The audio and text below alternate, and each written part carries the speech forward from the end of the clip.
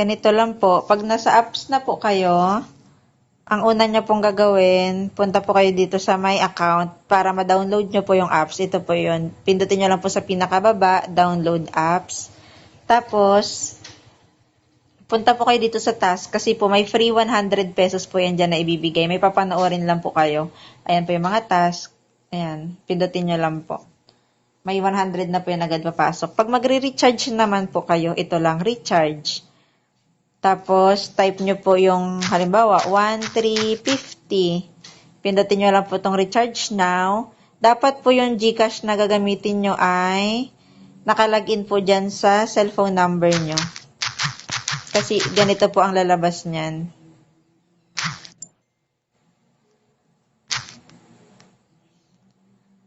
Lalabas po yan ulit. Ita-type nyo po ulit yung GCash number. Next. Okay na po yan.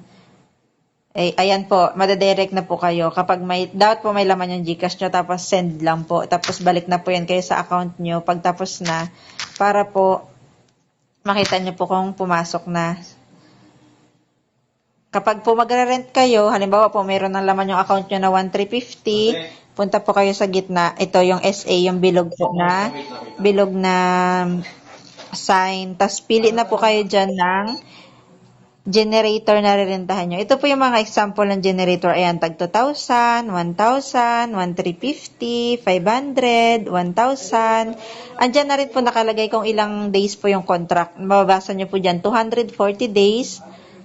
Pares-pares pong 240 days. Ito pong 1,000, 11 kilowatts po ang ibibigay. Ibig sabihin po, 11 times 9 kasi po, 9 pesos po ang bintahan ng per kilowatt. So, sa 1,000 na generator nyo, pwede makakuha po kayo everyday ng 99 pesos sa loob ng 240 days.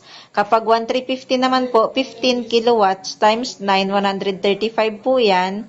Sa loob din po ng 240 days. Ayan naman po, pag 500, 6 kilowatts, 6 times 9, 54 a day naman po kapag 500. Kaya, ang pinaka nire-recommend ko po, ito yung 1,350 kasi po, yung 15 kilowatts, 135 per day siya. Pag tinimes nyo po sa 240 day, kasi 240 days kayong bibigyan ng income araw-araw, 32,400 po siya. Lamang po siya ng malaki dito sa 23,760 kapag naman 1,000 ang generator na nirent nyo. Samantalang ang difference lang naman nila is 350 pesos. Paano naman po mag-collect ng, halimbawa po, naka-rent na kayo. Halimbawa, yan, rent, check more, rental generator. Tapos, pag confirm nyo po yan, ibig sabihin po, narentahan nyo na yung generator na yan. Paano po mag-collect? Araw-araw po ganito lang gawin nyo. Pindutin nyo lang itong history, get electricity, mamaya pa po akong 12 nakaka-get. Tapos para po naman maibenta siya, ito po, bahay-bahay, and then sell electricity. Max nyo lang po yan, tapos confirm nyo na po. Papasok na po yan sa account nyo. Katulad po nito, ayan na po yung mga nabenta ko. Nag-start lang din po ako sa 500 pesos, kaya po 54, 54. Tapos tag-add po ko ng 1K para 153 per day na ako hanggang sa nag-add po ako ng 1,350 para maging 288 ang per day ko. Bale, ang puhunan ko na po ay 2,850. Pero naman po, March 20 ako nagsimula, ilang araw pa lang, ito na po yung mga na-withdraw ko. Makikita ko po yan dito sa my bill. Ayan po. Ayan yung mga na-withdraw ko. Nasa 8,000 na po yan. Sa puhunan ko lang po na 2,850.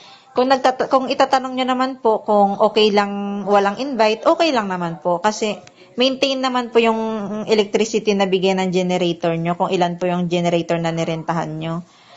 Pero kapag naman po may invite kayo, laking tulong din po. Kasi katulad nito, ayan, may mga na-invite na po ako. So marami na pong commission na pumasok sa akin. Ayan po, today's commission, all commissions. And then, meron pa akong nakukuha sa team subsidy. Ayan po yung mga nakukuha ko sa mga na-invite ko. Ayan po. Ito, 7 days team income ko pa lang, 785 na. Ito naman pong team income, nakukuha lang po siya every 5th, 15th, and 25th of the month. And, ayan po, pwede rin na, kaya mas malaki na po yung nakuha ko kasi po dahil sa mga invite ko, na-promote na po ako sa pagiging manager. Kapag manager 1 po kayo, 1K monthly po ang sahod noon sa pagiging manager 1. Ako po, manager 2 na, 2.5 monthly na po ako. And kailangan ko pa po ng 5A level people, tsaka 9B level people para po ma-promote ako sa manager 3 para bigyan na po ako ng 5,500 every month. Paano naman po maging paano naman po maging manager? Ito lang po. Occupation introduction, ayan, nandyan po yung mga requirements para maging manager 1, manager 2, manager 3, hanggang pataas ng pataas po. So, sa manager 1, madali lang naman po makapa-manager 1. Kailangan nyo lang po mag-invite ng 2A level friends at isang B level friends na magre-recharge po ng 1,000 rental generator to be promoted to manager 1. So, ibig sabihin, yung 2A level friends po na yan po yung may invite mo, galing yung link mo. Yung B level friends naman po, kapag yung in-invite mo, gamit ang link mo, nakapag-invite din po at nag-recharge ng 1,000. Automatic, bibigyan ka po niya ng 1,000. And per month po, 1,000 na po yan per month.